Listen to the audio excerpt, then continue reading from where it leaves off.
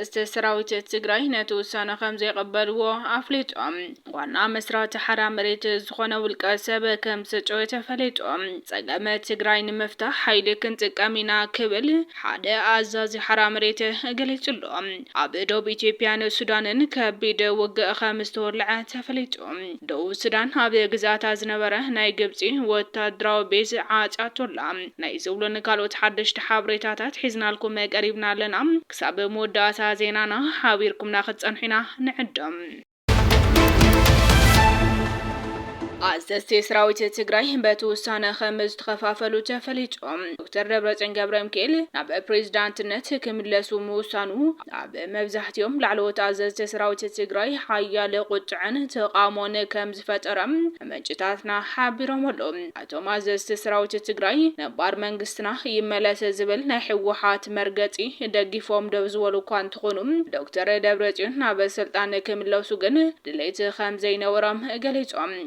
ወታደራዊ መሪሕነት ዶክተር ደብረጽዮን ከም ንጥፋት ትግራይ ዝሰርሑ አመራርሓ ገይሮም ከም ዝርእዎም እቲ ዝወፅእ ሓበሬታ የመላኽት መብዛሕትኦም አዘዝተ ሰራዊት አማኑኤል አሰፋ ናብ ፕሬዝዳንት ክመጽእ ዝዓለመ ትጽዊት ከም ዝነበሮምን ይኹን እምበር ካብ መሪሕነት ሕወሓት ዝኾነ ተቃውሞ ከይስርዓለ እቲ መስርሕ ምሕላፉ ንበርክት ዝበሉ ኣካላት ከም ዘይሕጎሶም ንምፍላጥ ተኻኢሉሎም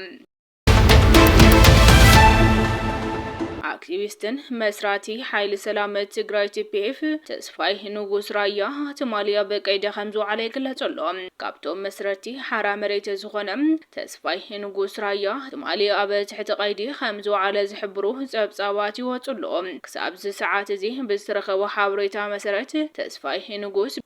ንምንታይ ዓላማ ከም ዝተኣሰረን ተረጋገጸ ወግዓዊ መግለጺ ይወጽን ብተወሳኺ እውን ተስፋይ ንጉስ ተታሒዙ ዝርከበሉ ቦታ እውን ከም ዘይተፈለጠ እዩ ዝግለጸሎ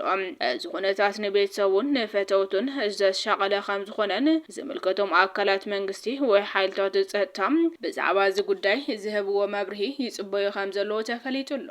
ዋና መስራቲ ሓራ መሬት ምዃኑ ዝፍለጥ ተስፋይ ራያ ኣብ ዝሓለፈ ኣብ ሓደ ሚድያ ቀሪቡ እቲ ዕላማ መቃለሲኡ ከም ዝተጨወየን እቶም ላዕለዎት አመራርሓ ኣብ ዓፋር ዘለዉ ብኸባቢ ብምጉጅጃል ነቲ ሰራዊት ይኸፋፍልዎ ከም ዘለዎ ቃልሕ ነይሩ በተወሳኺ እውን ንሱ ነቲ ኣብ ዓፋር ዘሎ ሰራዊት ሎጂስቲክ ብመኻይን ጽዕኑ ከም ዝሰድድን እንደማት ሎጂስቲክ ኣብ ሰራዊት ከይበጽሕም ኣየር በኣየር ጀነራል ወዳንጥሩን ጀነራል ዘውዱን ይሽወጥ ከም ዘሎ ገሊጹ ነይሩ ተስፋይ ራያ ካብ ዓፋር ወጪኡ ኣብ አዲስ አበባ መንባር ካብ ዝጅመር ከባቢ ልዕሊ 2 ወርሒ ከም ዝገበረን በቶም አመራርሓ መድሎን መግላልን ከም ዝወጽሖም በቀረባ ዝፈልጥዎ ሰባት ይገልጹ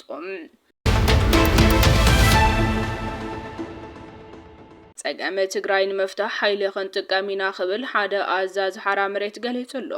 እቲ ኣብ ትግራይ ዘሎ ሓይሊ ብዝኸደ ዘሎ ዓይኒ ዕሙተይ ፖለቲካ ነገራት ብሰላም ክፍትሑ ስለ ዘይከኣሉ ነቲ ጸገም ብሓይሊ ንምፍታሕ ምድላውና ወዲእና ኣለና ክብል ተገዳላይ ዕድለ ተኬ ወዲ ተኬ ሓላፊ ምምሕዳርን ፋይናንስ ግንባር ክልተን ገሊጹሎ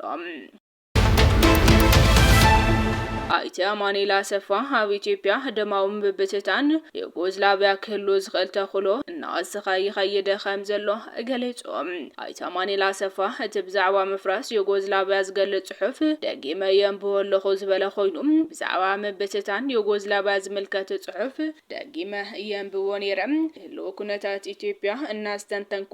እቲ ነዊሕ መስርሕ ምብትታን ዩጎዝላቪያ ድማ ምስ ገለ ኩነታት ኢትዮጵያ ዝመሳሰሉ ይረሎም አይቲ አማኑኤል ክልቴን ሃገራት በብሔር በቋንቋም በሃይማኖት በፖለቲካን መንነትን ተመሳሰልቲ ምዃነን ጠቂሱ ዩጎዝላቪያ ቀድሚ ዮሴፍ ቲቶ ከም ዝነበረትን ኢትዮጵያ ድማ ቀድሚ መለስ ዜናዊ ከም ዝነበረት ኣብ ትሕቲ መሪሕነት ቲቶ ዝነበረት ዩጎዝላቪያን ኣብ ትሕቲ መሪሕነት መለስ ዝነበረት ኢትዮጵያን ሓደ ምዃነን ይኽብል ገሊጹ ድሕሪ ሞት ቲቶ ኣብ ዩጎዝላቪያ ዘጋጠመ ቅልውላው ምስ ድሕሪ ሞት መለስ ዜናዊ ኣብ ኢትዮጵያ ዘጋጠመ ቅልውላው ዝመሳሰል ኮይኑ ኣብ ዩጎዝላቪያ ዝተፈጸመ ከበባታት መዳጎኒ ማዓስከራት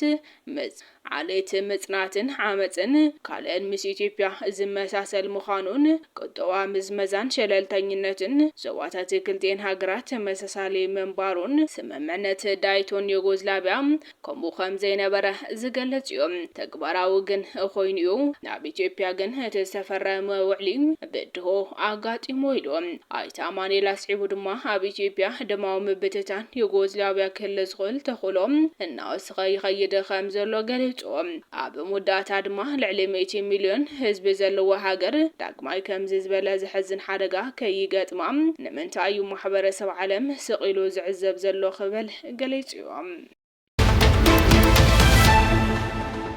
بدو إثيوبيا السودان كبيد وجه تولعلهم أتي أب السودان زكايد زلو كناس بدو وات إثيوبيا إن تسفح حمخانو زحبرو سكفتاتي جهادلهم مس إثيوبيا أب زداو ناي السودان جزات بولو نايل استراتيجية بوتاتات مقدسر أمونغو سراويت السودان حيلتات قلت في دقة RSFN كبيد وجه يكايد خمزلو كابتي خواب زوت زلو مرداتاتي ملاختهم أبزي وجه زيم SPLM توهيلو زفلت نايدو السودان عماز حيلي مس حيلتات تيمتي RSF تسلفو النات واقع يركب بتوسخ حيلتات قلت في دقف بوغن عاسوسا دقف يرغبو خمزلو ناي السودان منجتاتي يحبرو بز حلف منقس السودان كبهار دار السبق سادرونات إثيوبيا يدبدبان اللوام نزل ما إثيوبيان حبرات عرب إمريتن تحاتت ينكبل مخصاصو الذكر خوينو منستر وصع قدات إثيوبيا نتناي السودان ترعن فتصوم حاسوت كبل دحر مغلاطوم وغان حوحات نتي كاب 4 كيلو منقس إثيوبيا زقربلو كسي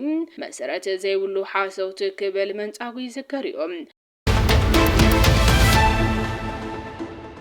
مداتا دبوب السودان هاب غزاتا زنبره ناي غبص وتادراو بيزا عصاتولا ازي اب مواسنتي دبوب السودان ايثيوبيان تخفيتو زنبره ناي غبص وتادراو بيز معصاو وصيت دبلوماسي ايثيوبيا يتباهلو غبص بشمصمدو مس شعبيان لا غجلن تشاريخا اب تخبابي كتفطرو تحاسب زنبره صقم زبرعنا كم زخونن تمسسال زينا دما غبص مس السودان زواسنا دواو كبابي كبيد تاو ጽዕንቶ ፈጢርላ ከም ዘሎ ተፈለይጦም በስ መሐመድ ሐምዱን ዳግሎ ወጊኖም አንጻር አልቡርሃን ዝዋጉ ዘሎ ዕጡቃት በርግጥ ዝበሉ ስትራቴጂካዊ ቦታታት ምቁጽጻር ጀሚሮም ኣለዎም መንግስቲ አሜሪካ ድማ ኢትዮጵያን ኤርትራን ናብ ደርደረ ስምምዕነት ከኣትዋ ልዑል ጻዕሪ ይገብረሎም